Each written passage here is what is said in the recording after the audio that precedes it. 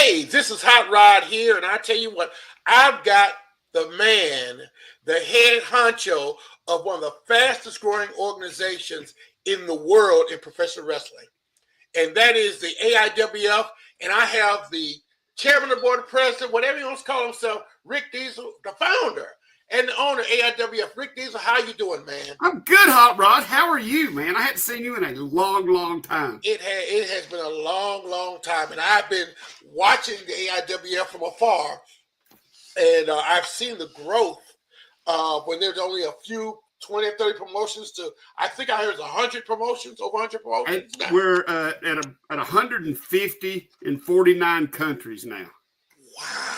And you remember back when there was just a handful. Most definitely.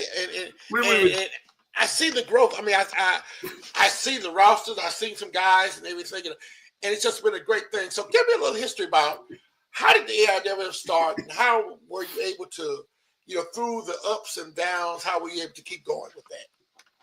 Well, the AIWF, as you know, started in 1992. And to be honest with you, I need to go back a little further than that to really set it up. I got into professional wrestling. It was in the late 80s, early 90s. And to be honest with you, I tell this story all the time. The reason, and I say this because without this story, the AIWF would have never happened. But I got into pro wrestling because one day I was at home and didn't have anything else to do. A friend of mine had started training wrestling. He was training.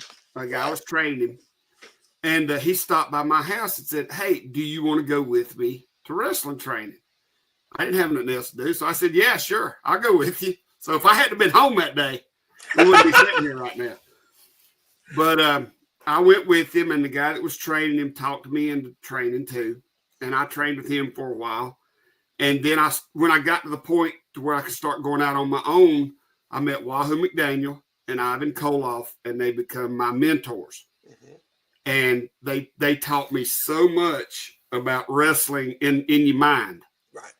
You know what I'm saying? About the psychology of wrestling. And I learned so much from those two.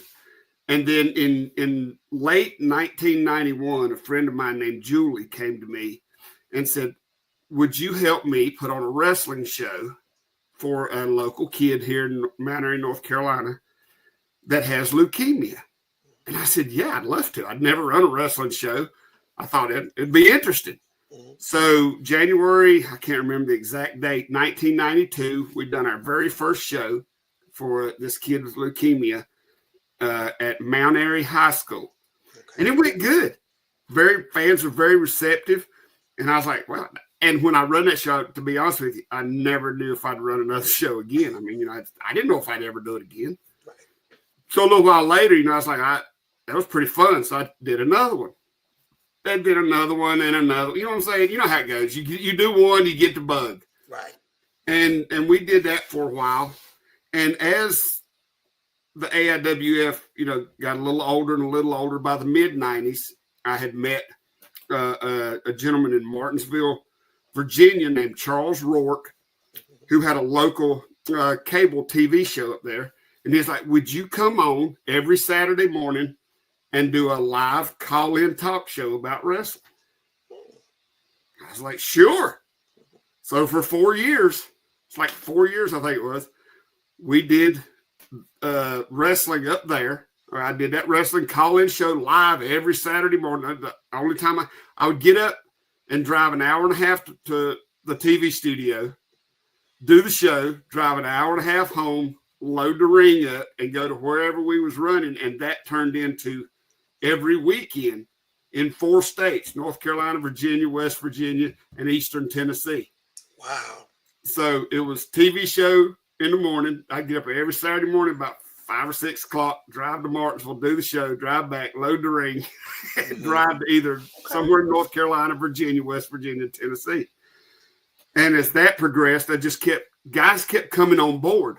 Great guys like Brian Danzig, Terminator X, JT Sledge, the Tennessee crew. We picked up Jackie Anderson, JD Anderson, chains. I mean, these guys and the fans really started getting behind. This was back before the internet now. Right.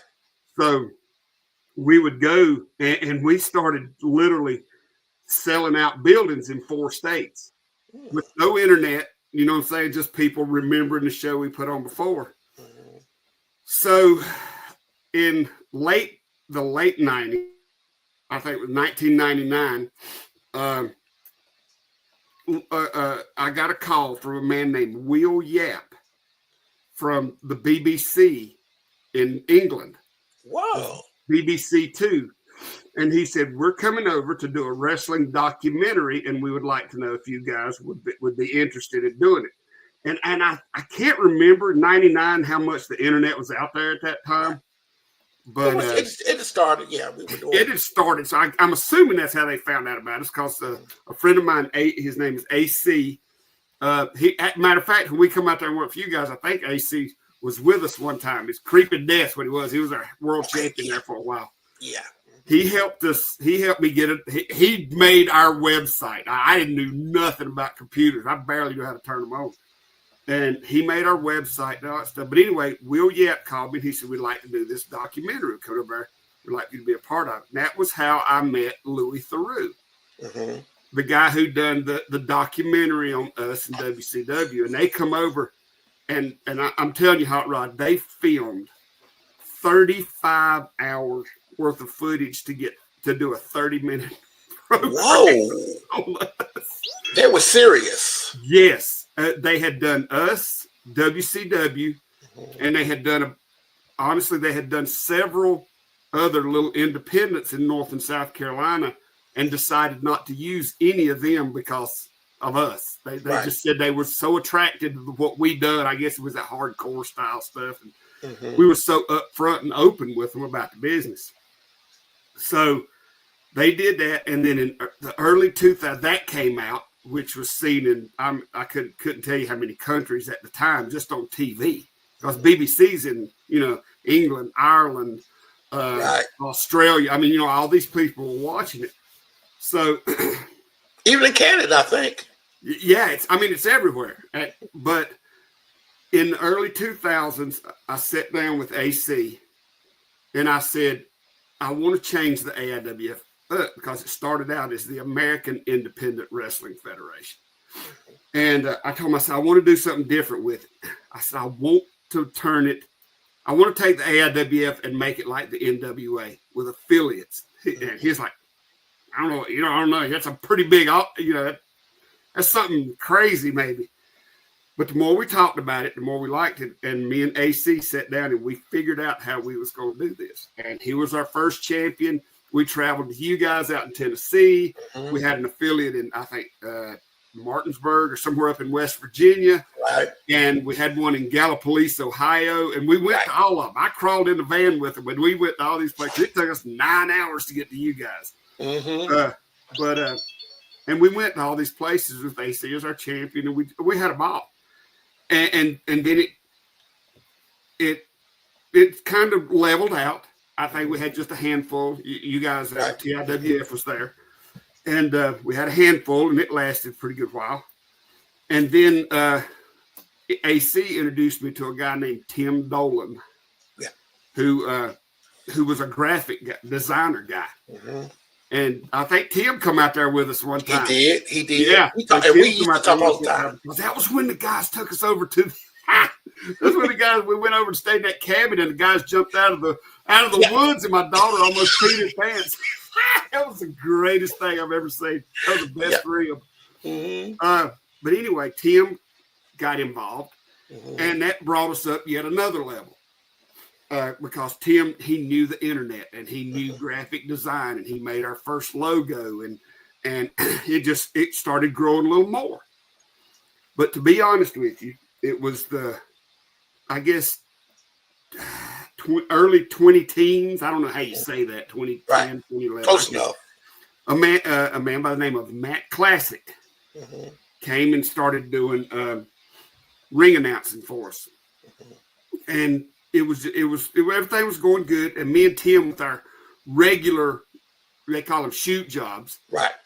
had gotten so busy. We'd both started businesses on our own. And it was just hard for us to keep up with AIWF. So Matt stepped up and he said, let me do it. I was like, okay. And Matt Classic, God bless him, he took this thing and he run with it. And Matt is he's a great communicator with people. He's a bit of a politicker, but he is a great communicator. And he took the AIWF and he run with it. We let him go. Didn't interfere, just let him do his thing.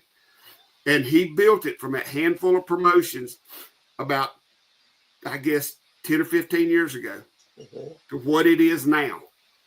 150 promotions or so in 49 countries. I made a post the other day and I said it's 39. He said, oh, no, it's 49. I said 30 plus. He said, it's 49. He sent them to me. I'm like, holy cow.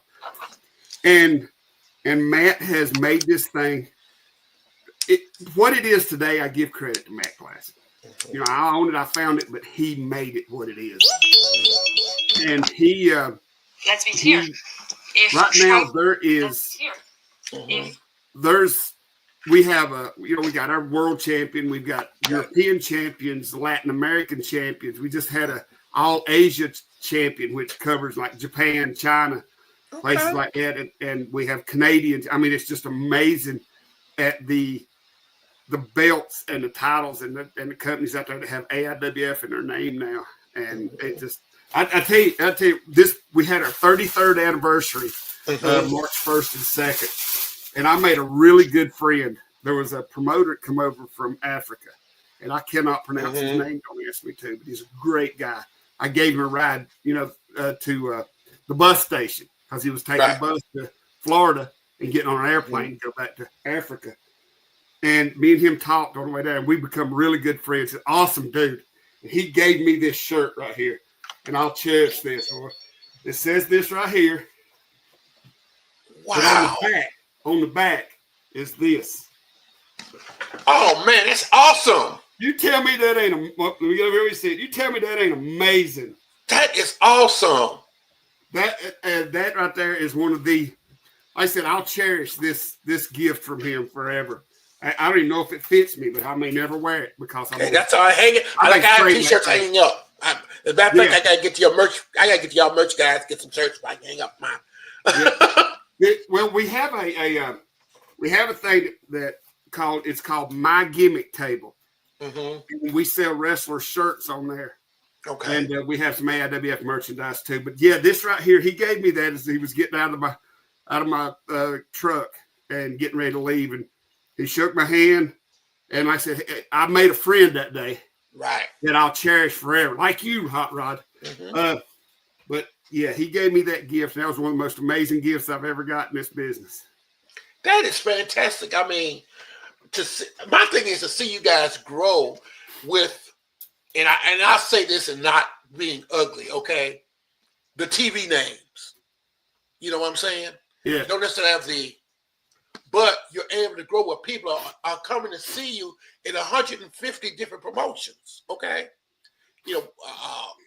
That shows the growth of wrestling again. Of course, we talk about, there's a time, and I would say it's that be off the soapbox, where all it was these two major companies. And they said, wrestling was great. Okay, you do a show twice a week and that's it. You guys are doing shows, and you got 150 guys doing shows 2 or 3, 4 times a week. Now, come on, tell me what's doing better. Yeah, let me tell you, the anniversary show. Like I said, we was having it in January, but we moved it, to March because the weather's just better here in North Carolina in March.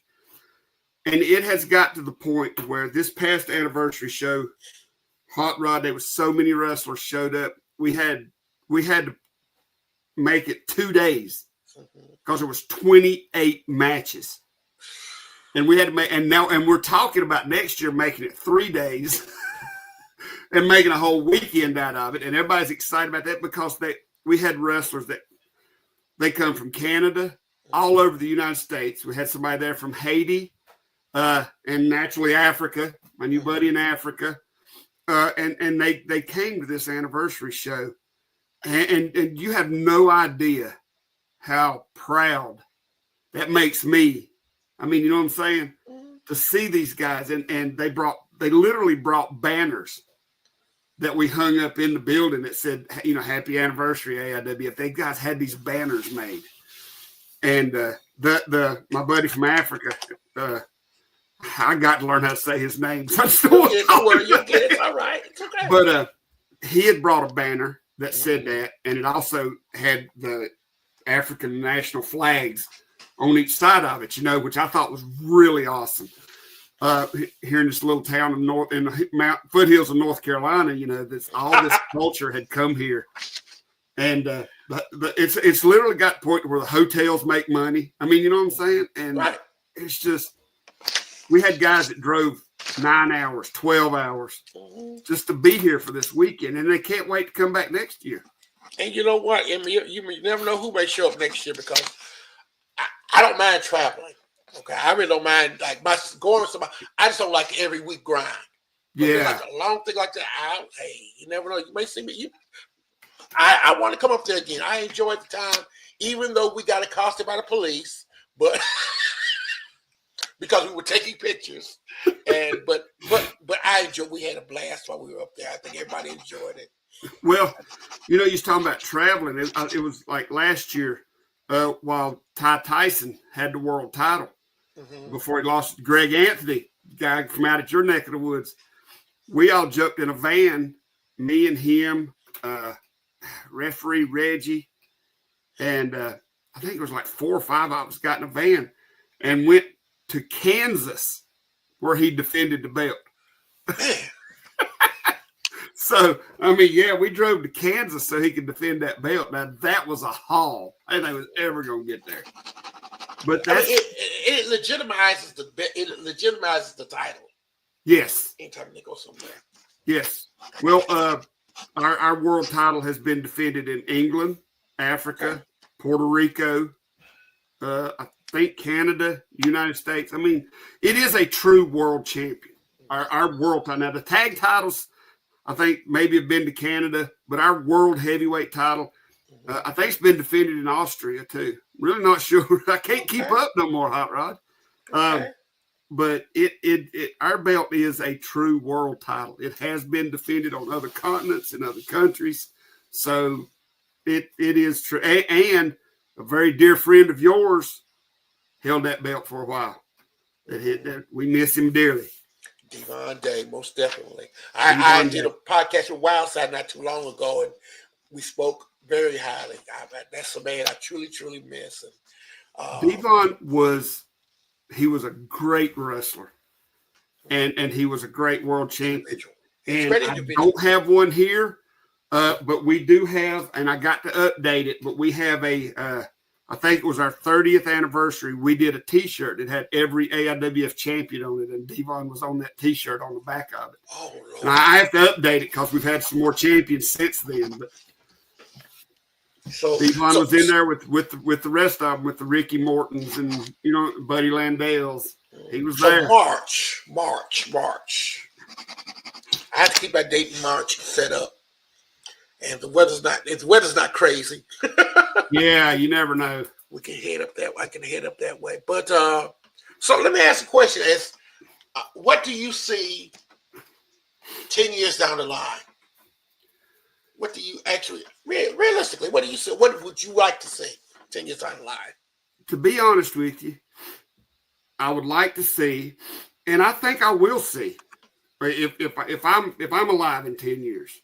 I'm 62 years old, so if I'm alive in 10 years, I feel like I will see, because I'd like to see the AIWF continuing and growing, because there's a younger group of people, the Matt Classics of the worlds, and the Matt has him a group around him that if Matt decides to step down, he has somebody that can step up into his place and keep the AIWF going. We have set the AIWF up to where I realistically believe that it can keep going long after I'm gone.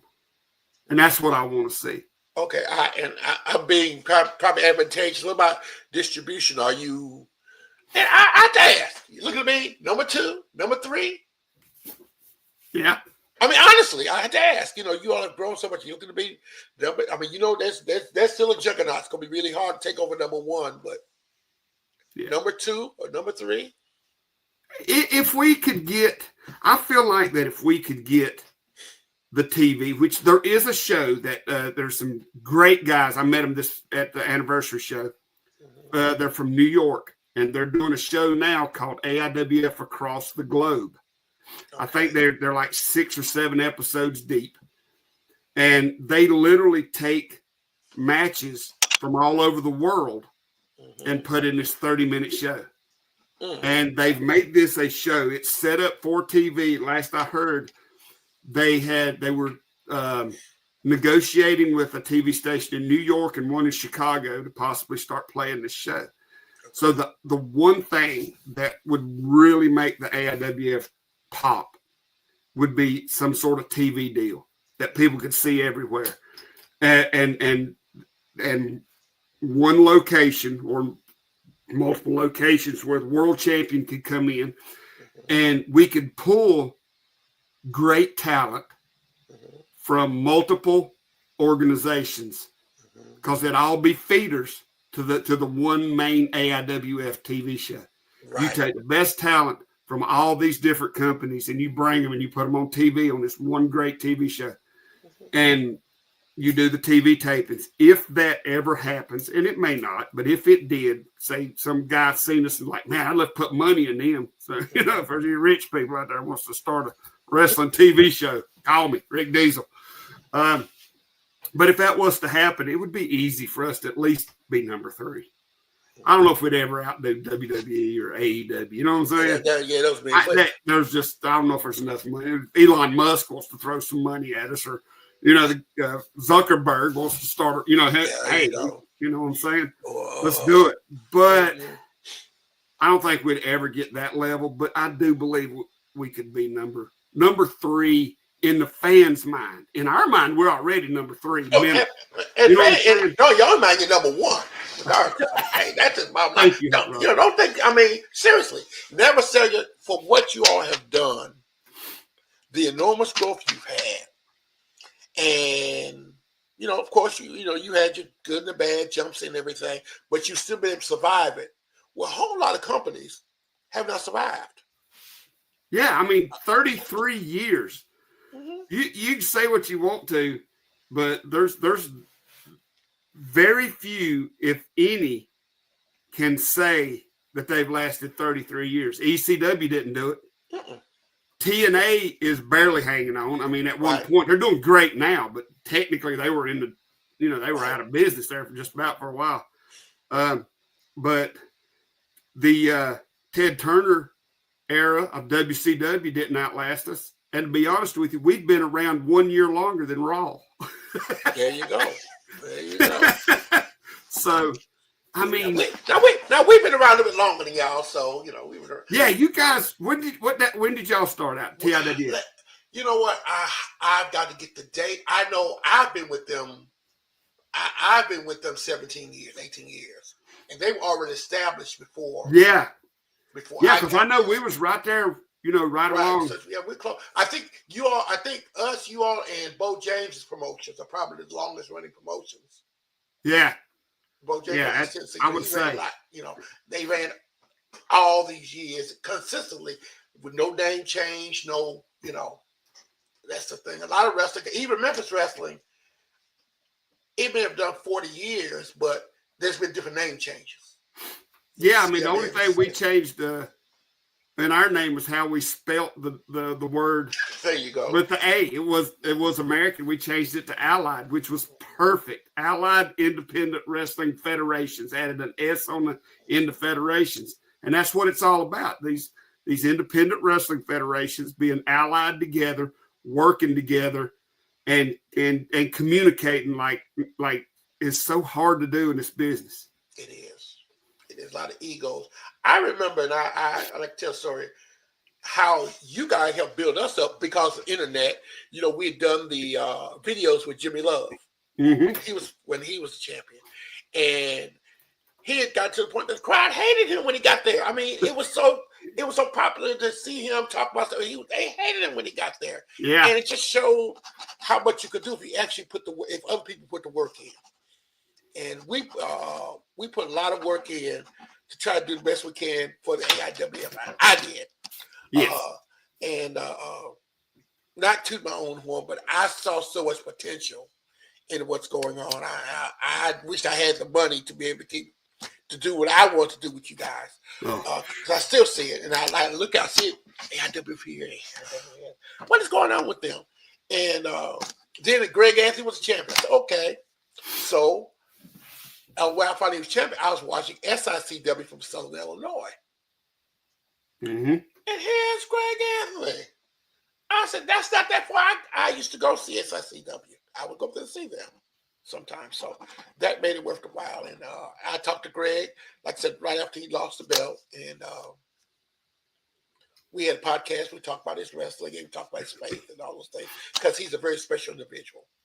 Well, Greg, I think a few months ago was because of the AIWF was on a podcast in England. Right. Mm-hmm. So, I mean, it's the AIWF, like I said, the only thing that keeps us from being a household name more than we are is, I guess, money. I mean, you know what I'm saying? I mean, somebody who could put the money in a national TV show. Right. Because it would be so awesome to do, like what I said earlier, have one TV show that brought in the best talent from all these different organizations. Mm-hmm. But if that ever happened, you better watch out, buddy. Because like I said, when I went to England myself in 2020. Went over there with Kevin Phoenix, who was the world champion at the time.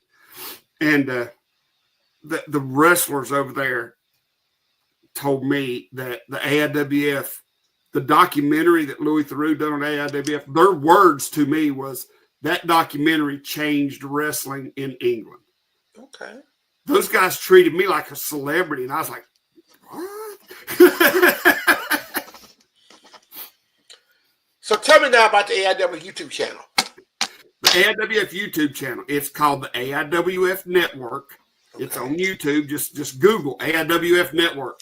Okay. And it right now, it has almost 1,000 videos on it. Okay. It's huge. And there's a video on there. I couldn't tell you where it's at, but there is a video on there of Devon Day defending that world title somewhere. Right. I don't know where, because when there's 1,000, it's hard to find them. But so are you getting videos from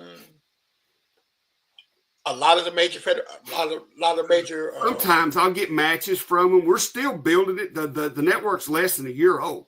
Right. So a lot of the stuff that's on there is the older stuff and the Mid-Atlantic TV show that we do here, which is my God, I think let me look. I'll tell you right quick here just a second how many episodes that thing has. I'm looking it up. 487 videos just from the AIWF Mid-Atlantic.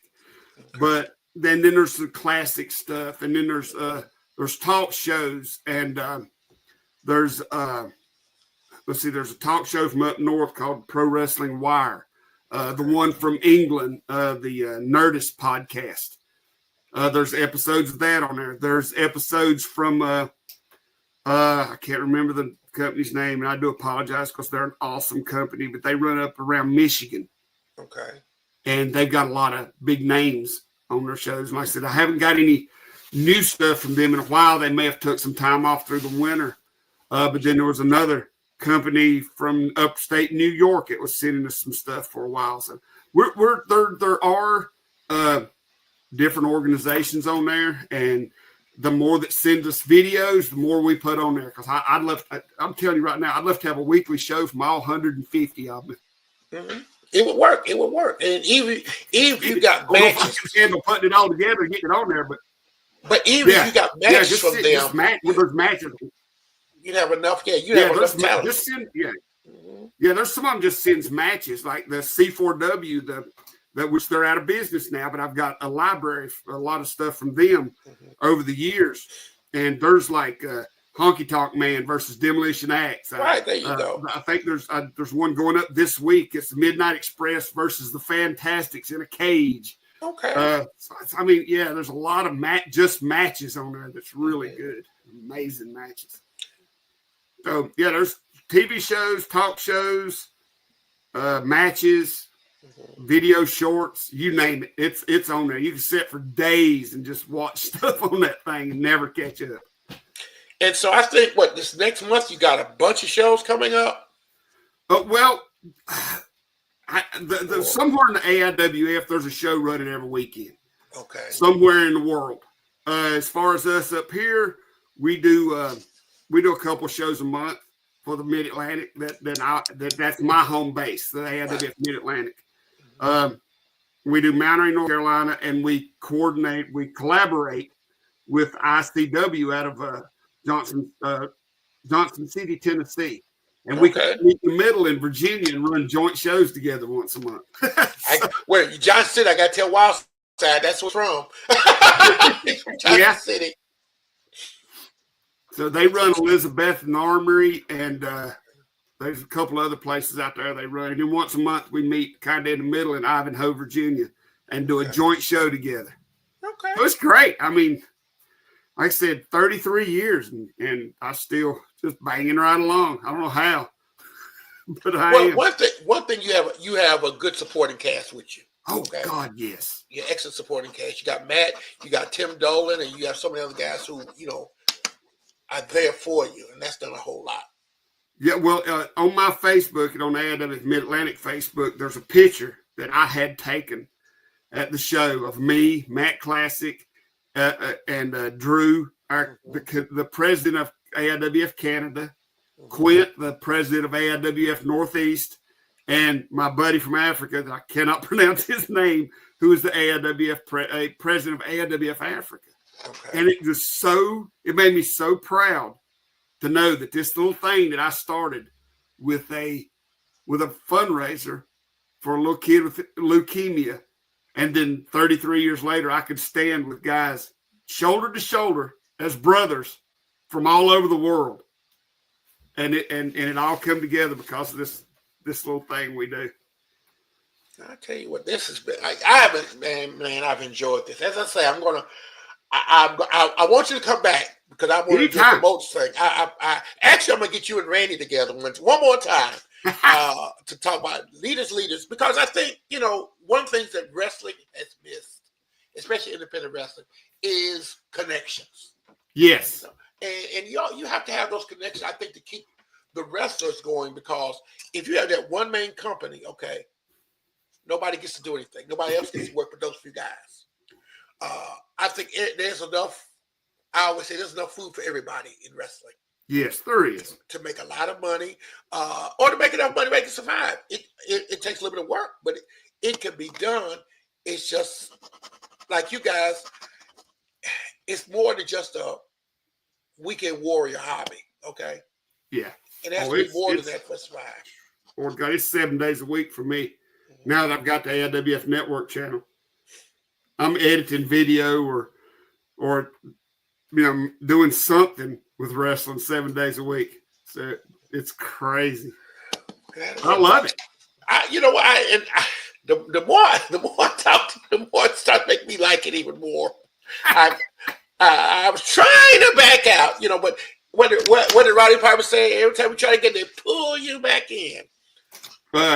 Paul Jones told me one time, he said, brother, the only way you'll ever get this stuff out of your business is to turn your back on it and walk away and never look back. That's what he done before he passed away. But then I think just before he passed away, he kind of got pulled back into it, because it gets its hook in you. You never really get it out. You know that. Very true. Very true. I tell you. It is addictive. Mm-hmm. Well, Rick, I'm going to let you. I'm going to catch you. I'm going to let you do what you got to do, because I know you're a busy man, and I definitely want you to come back again on the Hotshot, because we want to continue. I want to continue to build up every organization I can, especially the ones that are really wanting to do well. And that's why I really want to keep talking with you guys, because I see such a growth. And maybe, who knows, I can get in touch with some of the, some of the other presidents, and we could get a worldwide thing going. That'd be awesome. That'd be awesome.